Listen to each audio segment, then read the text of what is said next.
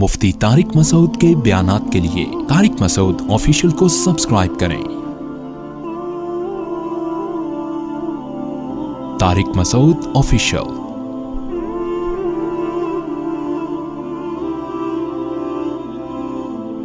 قرآن کیا کہتا ہے؟ دنیا کی کوئی آسمانی کتاب، کوئی مذہبی کتاب اتنا خوبصورت انٹروڈکشن بولو نا نہیں کراتی۔ اس کتاب کا مقصد ہی کسی کے سمجھ میں نہیں آتا۔ قرآن شروع ہوتا ہے ہدی للمتقین، ایک جگہ ہے ہدی للناس، انسانوں کے لیے ہدایت۔ کیا مطلب؟ جب یہ قرآن کوئی بھی کافر بدبخت سے میری مراد جو اسلام دشمن ہے، ہر کافر اسلام دشمن نہیں ہوتا، تو جب کوئی جتنا بھی سخت دل پڑھے گا اس کو سیدھا راستہ نظر آ جائے گا، پتہ چل جائے گا کہ خدا جو کہہ رہا ہے وہ صحیح ہے، سیدھا راستہ یہی ہے۔ لیکن چلنے کی توفیق ہر ایک کو نہیں ملے گی۔ قرآن سیدھا راستہ دکھاتا بھی ہے اور آپ کو موٹیویٹ کر کے سیدھے راستے پہ چلا بھی دیتا ہے۔ دیکھو، سیدھے راستے کی دو قسمیں ہوتی ہیں۔ ایک سیدھا راستہ وہ ہوتا ہے، آپ کو لاہور جانا ہے، راستہ نہیں مل رہا، بتا دیا بھائی وہ راستہ ہے لاہور کا، اور آپ کو دلچسپی بھی ہے اس راستے پہ چلنے میں، کیونکہ آپ کی لاہور میں فار ایگزامپل شادی ہونے والی ہے اور آپ کو پتہ نہیں کہ شادی کے بعد انسان کا ہوتا کیا ہے، آپ بے وقوف تھے، آپ کو کسی نے سمجھا دیا۔ اب اس ٹریک پہ چلنا آپ کے لیے آسان ہے یا نہیں ہے؟ یہاں سیدھا راستہ بتا دینا کافی ہے، اس پہ چلانے کی ضرورت نہیں ہے، چلو گے آپ خود ہی، آپ کو موٹیویشن کی ضرورت بولو نا نہیں ہے۔ لیکن ایک سیدھا راستہ وہ ہوتا ہے جس پہ کانٹے ہوتے ہیں۔ راستہ تو یہی ہے، باقی سب غلط راستے ہیں، لیکن غلط راستوں پہ پھول بچھے ہوئے ہوتے ہیں اور سیدھے راستے پہ کیا ہوتے ہیں؟ کانٹے۔ وہاں سیدھا راستہ بتا دینا کافی نہیں ہوتا، اس پہ چلانے کے لیے موٹیویشن چاہیے ہوتی ہے۔ بعض دفعہ تھپڑ مار کے چلایا جاتا ہے، باپ ہوگا تھپڑ مارے گا، دھکا دے کے بولے گا چل جا یہاں پہ۔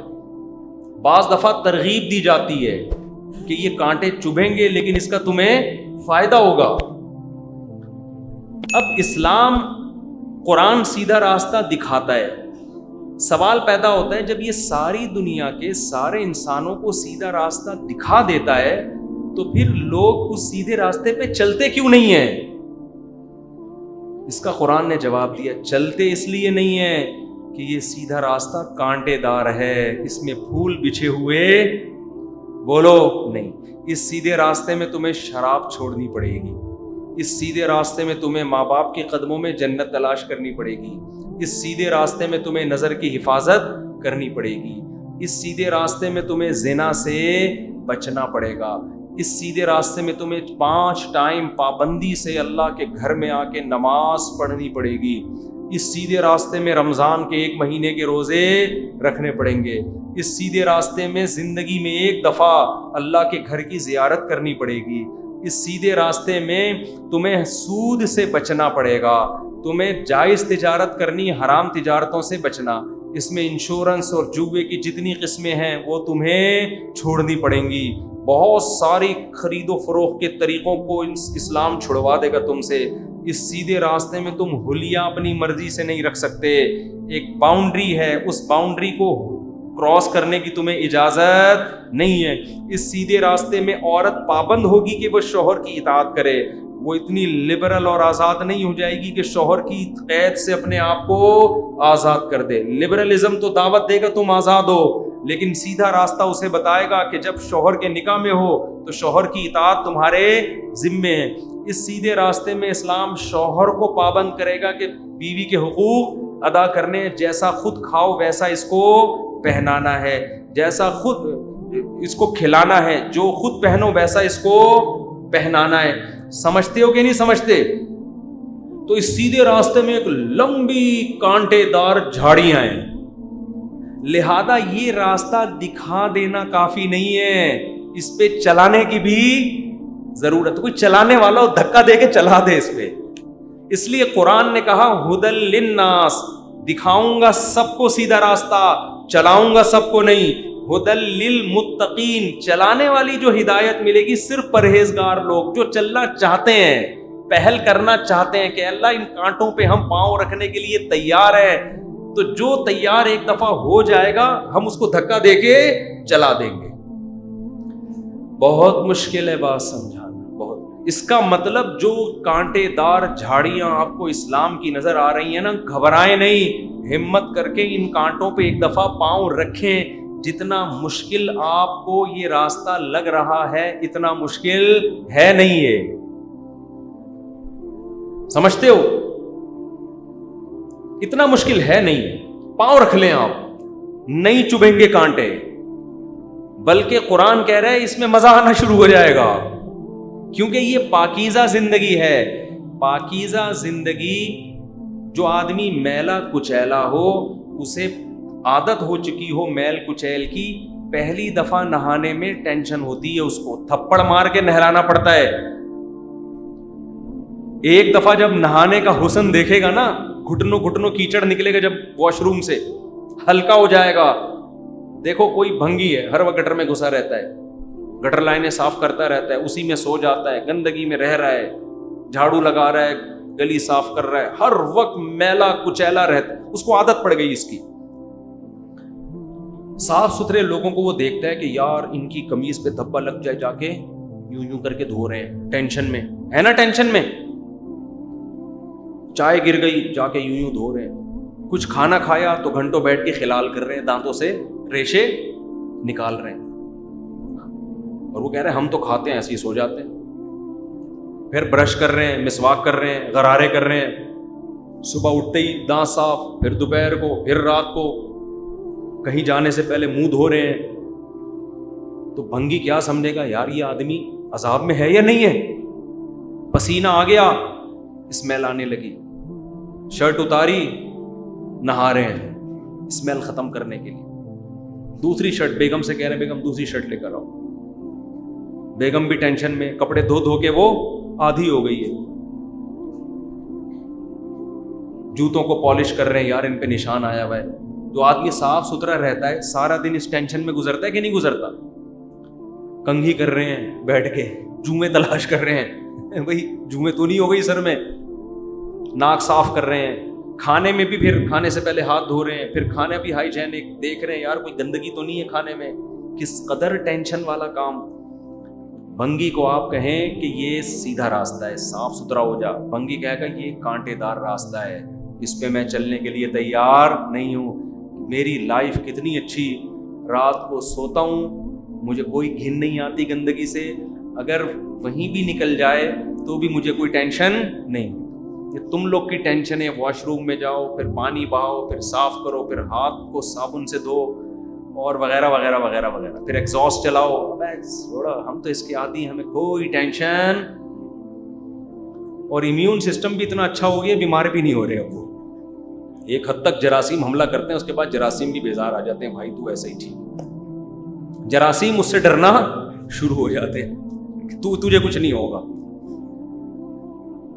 تو ایسے بھنگی کا علاج کیا ہے؟ اس کو بولو بھائی تو ایک دفعہ ہمت کر کے نہا لے۔ نہیں نہائے نا، مائیں بچوں کو تھپڑ مار مار کے بچپن میں نہلاتی ہیں نا، ہم تو بہت پٹے ہیں اپنی والدہ سے۔ مجھے اپنا یاد ہے، میں گلی میں کرکٹ کھیل رہا تھا، بڑا یاد آتا ہے اپنا قصہ۔ میری والدہ مجھے بار بار بلا رہی تھی، میری عمر 6 سال ہوگی، 5 سال ہوگی، مجھے اپنے بچپن کی بہت پرانی باتیں یاد ہیں۔ لوگ حیران ہوتے ہیں، بولتے ہیں چھوڑ رہا ہے، چھوڑ نہیں رہا۔ مجھے ایسی بچپن کی اپنی باتیں یاد ہیں کہ آپ کو میں بتاؤں آپ حیران ہو گئے، آپ خود بولو گے مفتی صاحب غلط بول رہے ہیں۔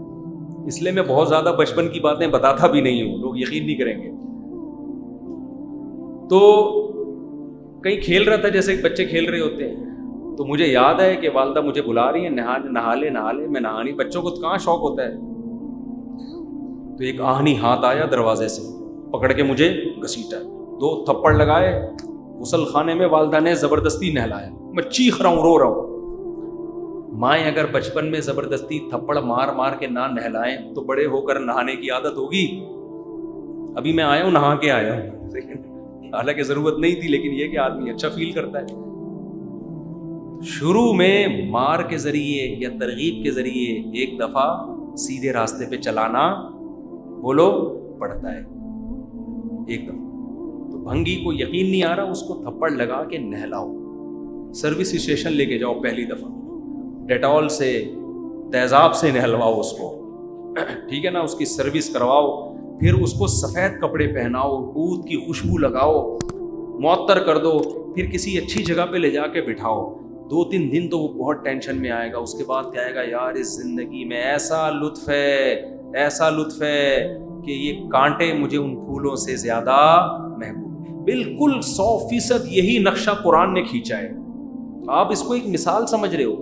دیکھو گندگی 2 قسم کی ہوتی ہے، ایک ظاہری گندگی، ایک عمل کی گندگی۔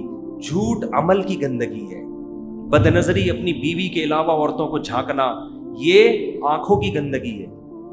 حرام کمانا، یہ عمل کی گندگی ہے، یہ بھی بدبودار عمل ہے۔ جس نے پیدا کیا اس کو بھول جانا، یہ بے وفائی بھی ایک گندگی ہے۔ جو کھلا رہا ہے، پلا رہا ہے، اس کو اپنی ڈکشنری سے نکال دینا۔ اسلام ان گندگیوں سے آپ کو کیا کر دیتا ہے؟ پاک صاف۔ کلو من الطیبات، اسلام کہتا ہے کھاؤ بھی پاکیزہ، کتے بلی مت کھاؤ، سور مت کھاؤ، کھاؤ بھی پاکیزہ۔ وَاعْمَلُوا صَالِحًا، عمل بھی پاکیزہ ہو، لباس بھی پاکیزہ، جسم بھی پاکیزہ، خوراک بھی بولو پاکیزہ، عمل بھی پاکیزہ۔ اس طہارت اور پاکیزگی کا نام کیا ہے؟ بس بیان ختم کر رہا ہوں میں ابھی نا، سمیٹ رہا ہوں اس عمل کی پاکیزگی، جسم کی پاکیزگی، دانتوں کی پاکیزگی۔ نبی کتنی زیادہ مسواک کرتے تھے، دانت صاف رکھے۔ اسلام نام ہی کس کا ہے؟ صفائی۔ عمل بھی صاف کر دو، نیٹ کلین۔ ماں باپ کے ساتھ وفا کرنا، یہ صفائی ہے۔ ماں باپ کو بڑھاپے میں بھول جانا، زبان چلانا، یہ گندا ناپاک عمل ہے۔ سمجھتے ہو؟ دھوکہ دینا، لوگ دھوکہ دے رہے ہیں نا۔ اسٹیٹ ایجنٹ کو دیکھو، وہ بیانہ بھی لے لیتا ہے، پھر اس کو کہیں دوسرا پلاٹ، دوسرا کسٹمر نظر آئے نا زیادہ قیمت دے رہا ہے، پہلے والے کو ٹوپی کرا دیتا ہے۔ آپ بتاؤ اس کا ضمیر اس کو ملامت نہیں کرتا اس پہ؟ یقیناً کرتا ہے، اس کو احساس ہوتا ہے میں گندا ہوں، کیونکہ کوئی دوسرا اس کے ساتھ یہ عمل کرتا، یہ اس کو دھوکے باز، فراڈی کہتا، 10 گالیاں دیتا، لیکن یہ دوسروں کے ساتھ یہ عمل کرتا ہے کہ نہیں کرتا؟ اس سے اس کا دل کیا ہو جاتا ہے؟ گندا ہو جاتا ہے۔ زبان کا پکا ہونا انسان کے صاف ہونے کی دلیل۔ ہم نے ایسے لوگ دیکھے ہیں، کہیں رشتہ طے ہو گیا ان کا، ہاں کر دی، ایسے لوگ بھی میرے علم میں ہیں، اس کے بعد ان کو بڑے اچھے رشتے آئے، انہوں نے کہا نا نا نا نا، جہاں ہم نے زبان دی ہے اب وہاں سے پیچھے نہیں ہٹیں گے۔ کیوں پیچھے ہٹ گئے؟ ساری زندگی ضمیر کیا کرے گا؟ ملامت، یار تم نے دھوکہ دیا ہے، ہاں کیوں کی تھی بھائی؟ تو عمل کو بھی گندا، زبان بھی گندی، ان گندگیوں سے اپنے آپ کو پاک کرنے کا نام کیا ہے؟ اسلام ہے۔ تبھی قرآن کہتا ہے اس کانٹے دار راستے پہ چلو، ہمت تمہیں کرنی ہے، پھر کیا ہوگا؟ فَلَنُحْيِيَنَّهُ حَيَاةً طَيِّبَةً، میں تمہیں پاکیزہ زندگی دے دوں گا۔ بالکل ایسے جیسے بھنگی کو آپ نے نہلا دیا، ہمت کر کے وہ نہا لیا، 2-4 دفعہ نہانے کے بعد اس کو پاکیزہ زندگی ملے گی کہ نہیں ملے گی؟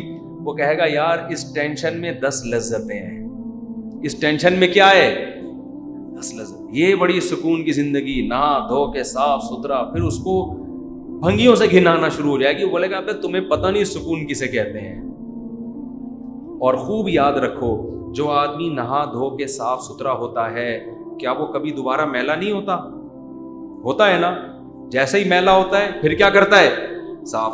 بالکل اسلام میں بھی یہی ہے، آپ توبہ تائب کر کے اپنے آپ کو گناہوں سے پاک صاف کر لیا، اسلام کہتا ہے اب توبہ کا دروازہ بند نہیں ہوا، جب میلے ہو جاؤ توبہ کا صرف استعمال کر کے دوبارہ اپنے آپ کو واش کر لو، دوبارہ کیا ہو جاؤ گے؟ Neat and clean.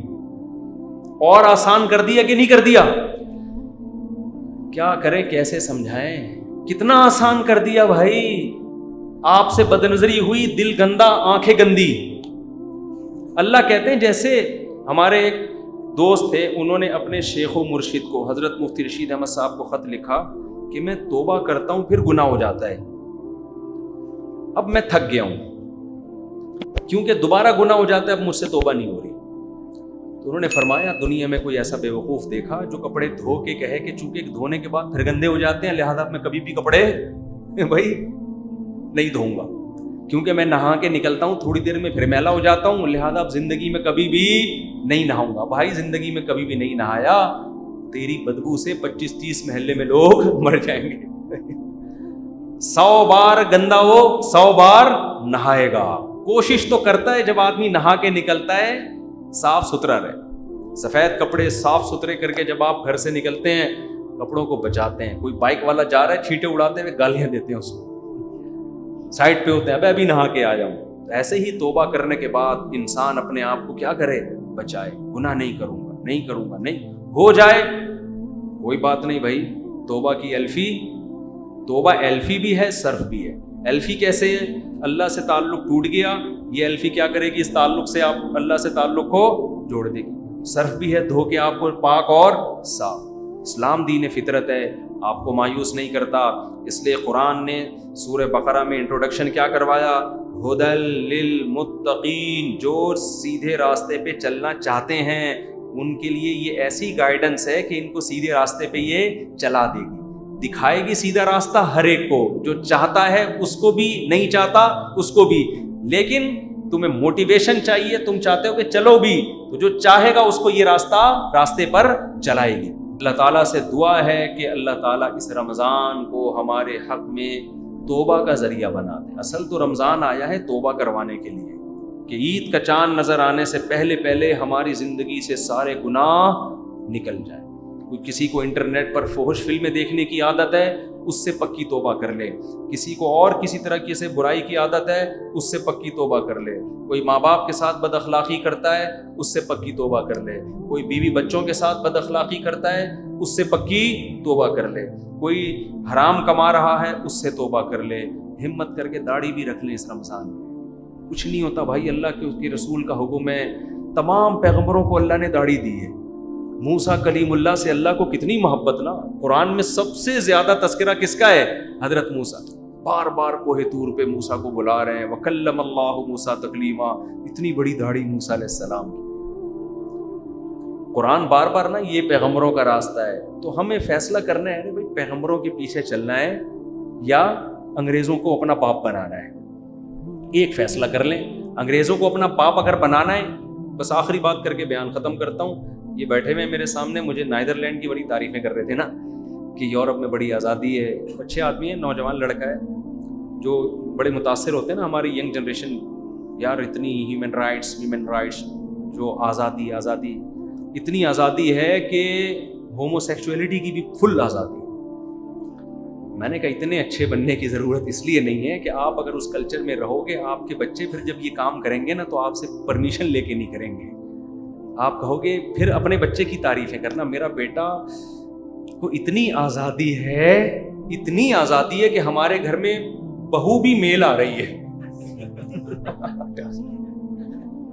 ایسا کلچر کا بیڑا غرق کیا ہے کہ اب ہمیں فیمیل بہو کی ضرورت نہیں، ہمارا بیٹا میل بہو لے کر آیا ہے، میل بہو۔ اور اس کا مطلب آپ کا بیٹا بھی کسی کی بہو ہے۔ آپ کا بیٹا جس کے بچے کو آپ کی بہو بنا کے لایا ہے، تو وہ بھی تو آپ کے بیٹے کو اپنے ابا کے لیے کیا بنا کے لایا ہے؟ بہو۔ تو پتہ نہیں آپ کا بیٹا آپ کے لیے کس قسم کی بہو لے کر آئے گا، آپ اس کو پھر اعتراض نہیں کر سکتے اس پہ کہ بیٹا یہ تو ہمارے کلچر کی تو نے ایسی کی تیسی کرتی۔ تو آزادی بہت ہے میرے بھائی، ہدایت وہ عقل سے فیصلے کرتے ہیں، قانون سے۔ ان کی عقل نے کہا کہ آزادی ہونی چاہیے تو دے دی آزادی ہو، ہمیں ایسی آزادی میرے بھائی نہیں چاہیے۔ ہم اپنے بیٹوں کے لیے فیمیل بہویں پسند کرتے ہیں، سمجھتے ہو؟ کیا کرنا ہے ایسی آزادی کا میرے بھائی، ایسی آزادی کا کیا کرنا ہے ہم نے؟ تو اور لڑکیاں بھی داماد لانے کے بجائے فیمیل داماد لا رہی ہیں، تو چھوڑو یار، اٹھا کر پھینک دو باہر گلی میں، نئی تہذیب کے انڈے ہیں گندے۔